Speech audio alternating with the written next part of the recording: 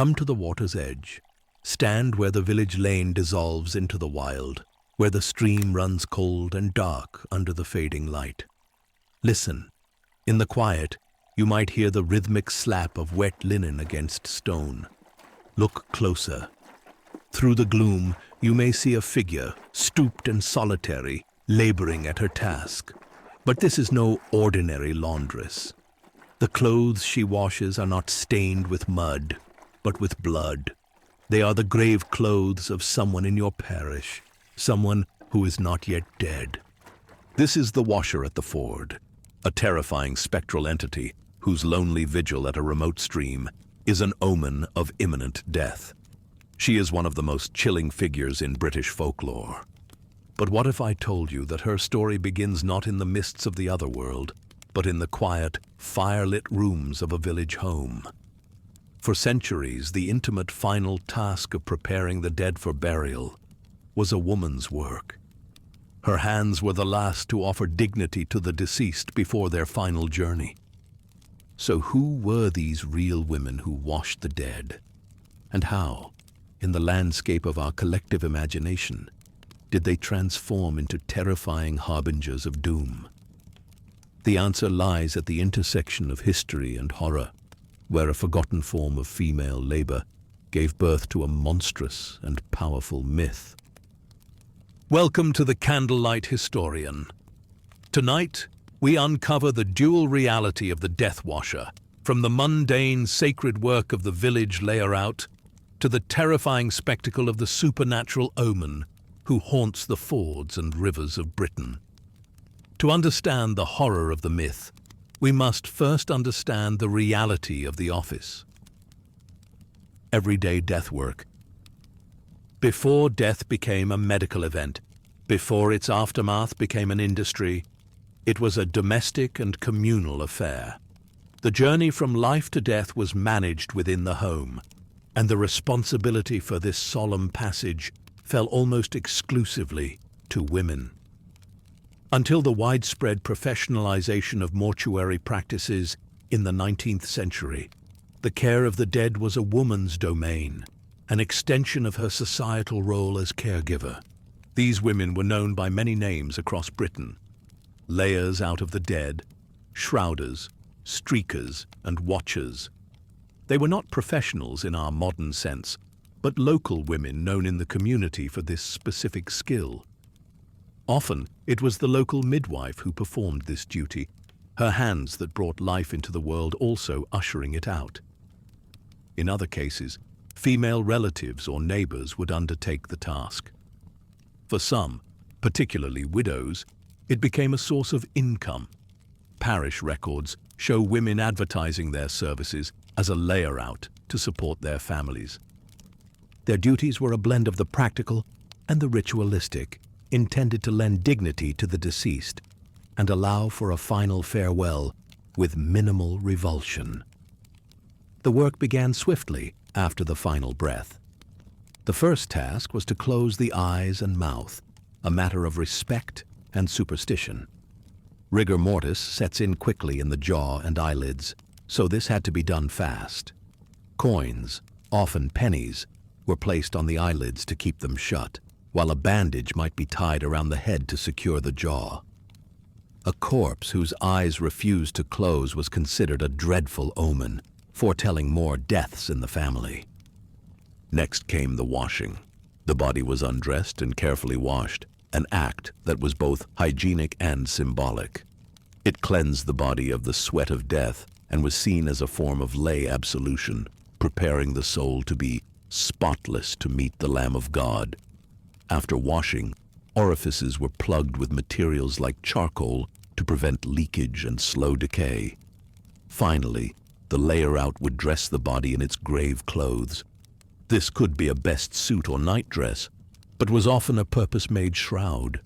For over a century, from 1666 to 1814, an Act of Parliament in England even mandated that all bodies be buried in a shroud made of English wool, a measure designed to support the domestic woolen industry. Once prepared, the body did not leave the home. It remained in the front parlor for several days for the vigil or wake. This allowed the community to pay their respects, but also served as a final, grim safeguard against burying someone who was merely in a coma. Superstitions abounded. Mirrors were covered, lest the spirit of the dead become trapped inside. Clocks were stopped at the hour of death, and family photographs were turned to face the wall. In some regions, these folk rituals went even deeper. The antiquarian John Aubrey, writing in the 17th century, recorded a particularly strange custom from the Welsh borders, the Sin Eater. He described a long, lean, ugly, lamentable rascal who was hired at funerals to take the sins of the deceased upon himself.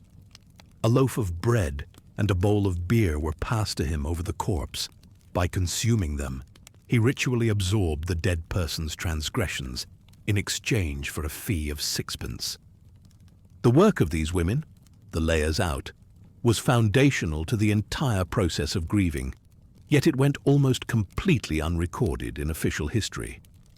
Parish registers, the primary source before 1837, note the name, age, and date of burial. The public, final act officiated by a male priest. The intimate, essential preparation performed by a woman was rendered historically invisible. But while official records forgot her name, folklore would remember her power. The folklore of the washer at the ford.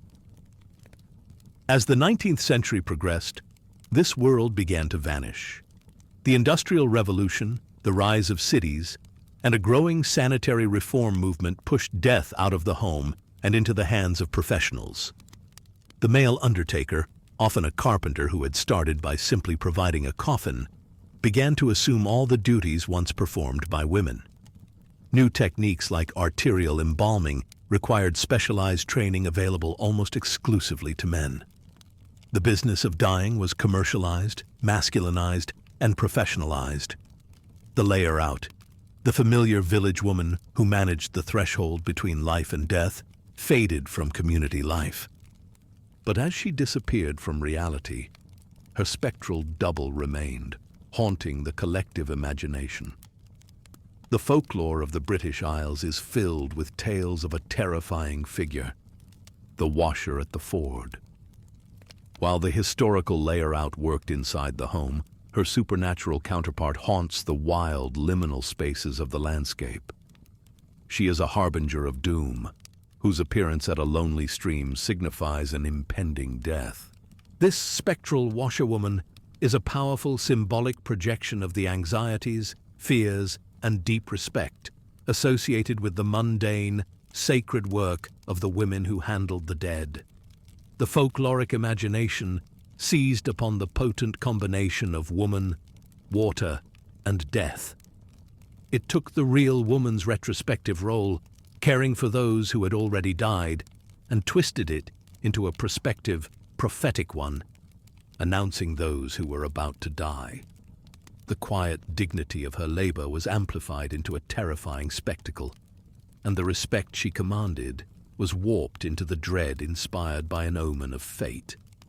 The archetype is most clearly defined in the Gaelic traditions of Scotland and Ireland, where she is a messenger of destiny with roots in ancient mythology. In Wales, a similar shrieking hag serves as a death omen. But in England, the tradition changes significantly, morphing into tales of predatory water spirits who do not foretell death, but actively cause it. This divergence reveals fascinating differences in how these cultures grappled with the mysteries of mortality. The historical layer-out was a figure of quiet authority who stood at the threshold between the living and the dead. She handled the taboo object of the corpse, performing a final act of purification with water before the body was committed to the earth. Folklore took this reality and externalized it, creating an uncanny double. Her lonely vigil at the water's edge became a terrifying echo of a forgotten form of female labor and authority. From the quiet, grim reality of the deathbed grew the spectral horror of the washer at the ford. Mythical creatures and death omens. The definitive version of this chilling figure is the Scottish Bean Nighe, pronounced Ben Nighe. Her name in Scottish Gaelic means, quite literally, washerwoman.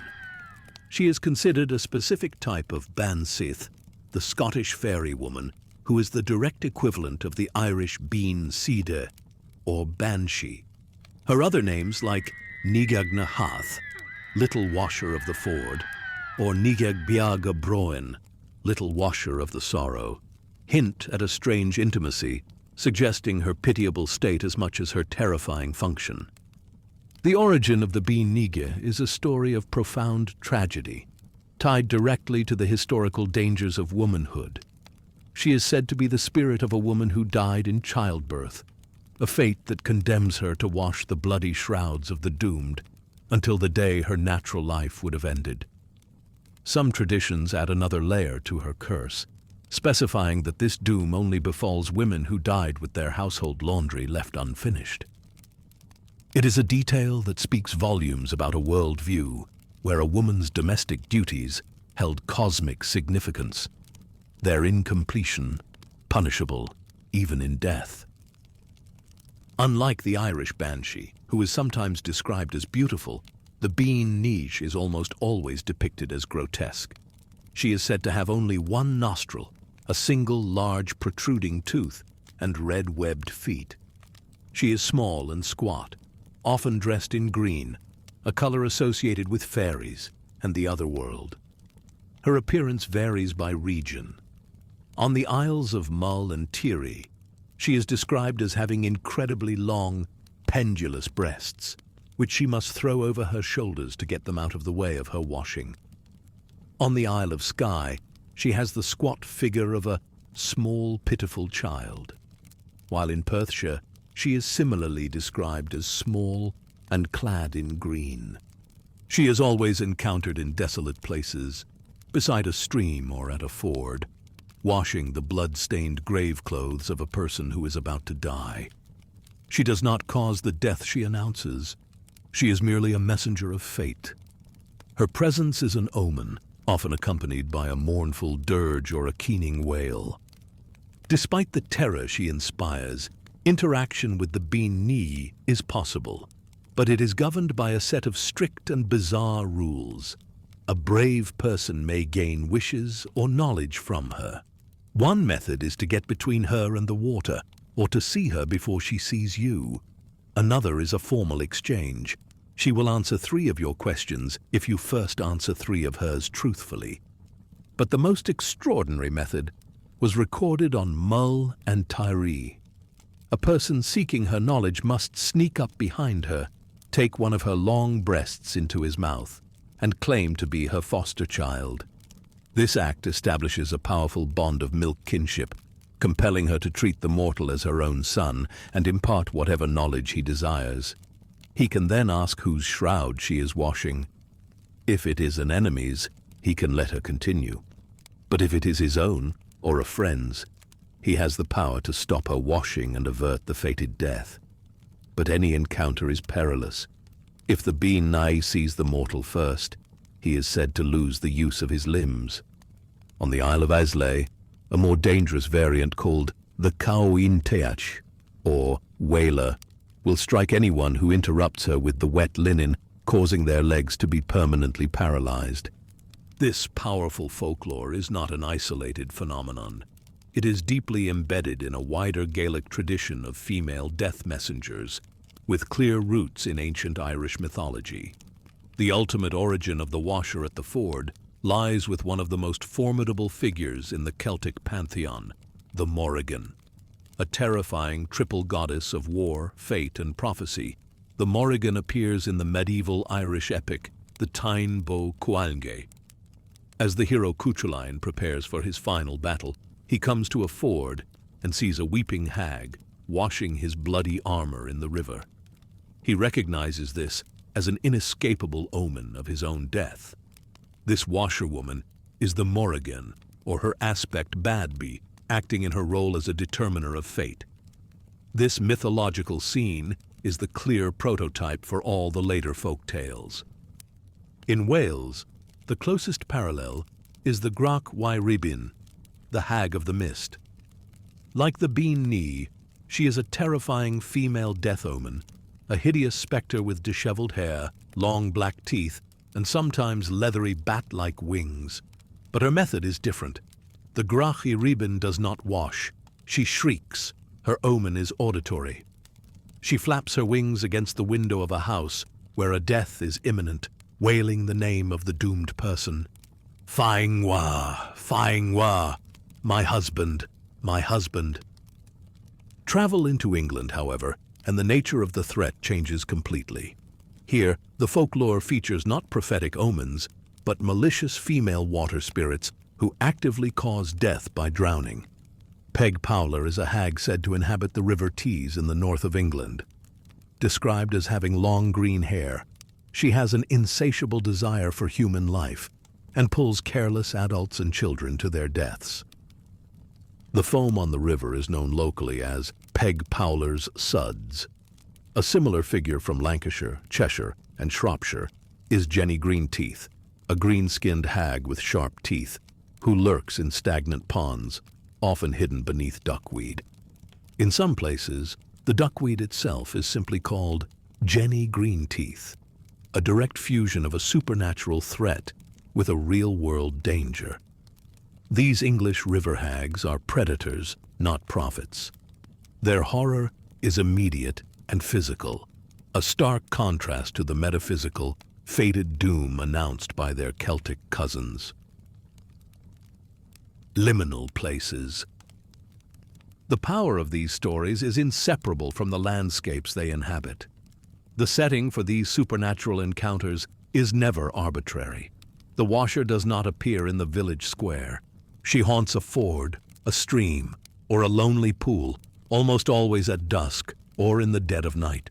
These are liminal spaces, thresholds that are physically and symbolically betwixt and between. A ford is, by its very nature, a crossing point, a place of transition from one bank to another, from one parish to the next. In the folkloric imagination, this physical journey maps directly onto a metaphysical one.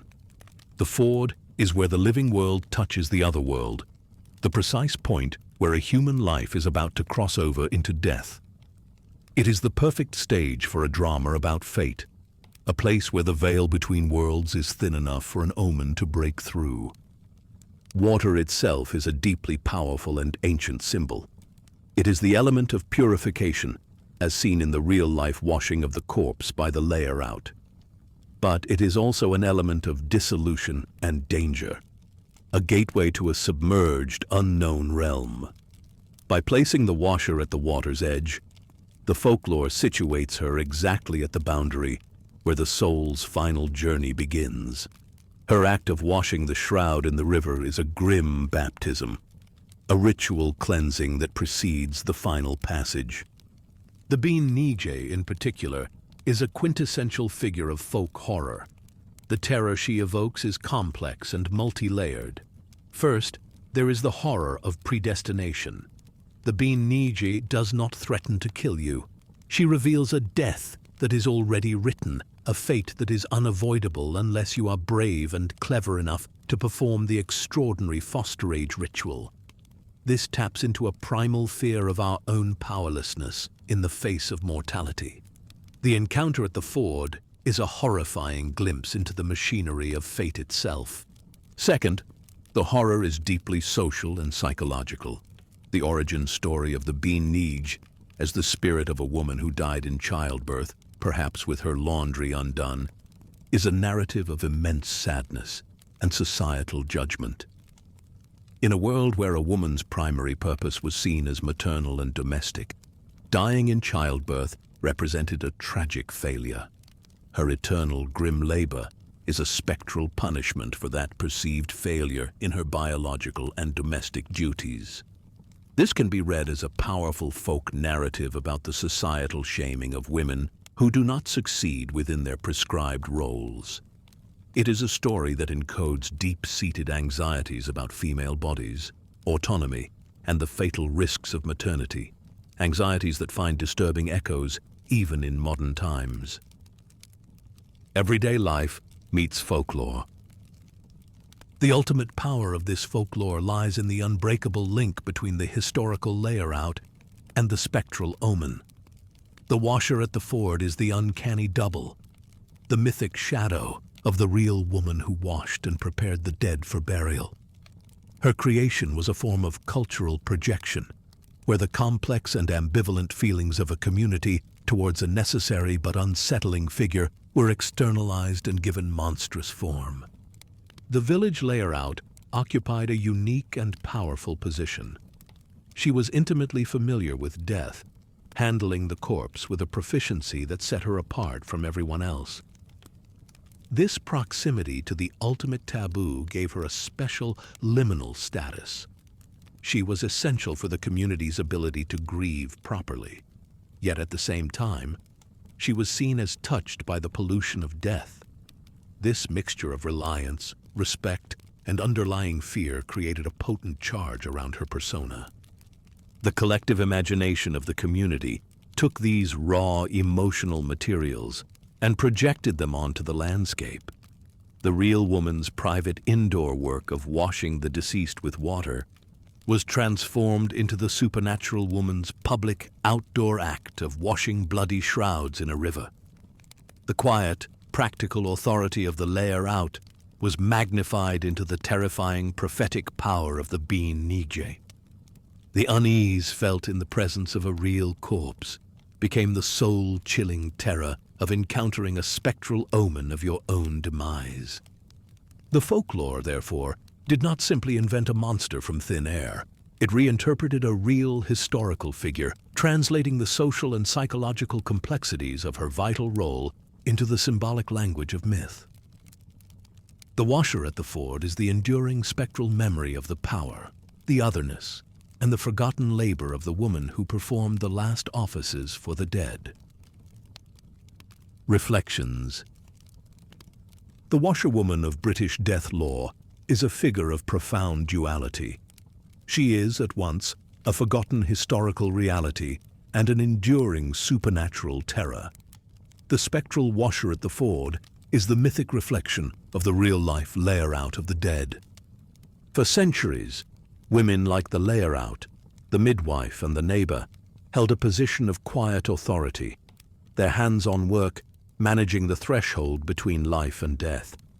Their labor, though essential, was historically devalued, rendered invisible in the official records that preferred to document the public rituals of men. But in folklore, this forgotten authority was preserved, magnified, and twisted into something awesome and terrifying.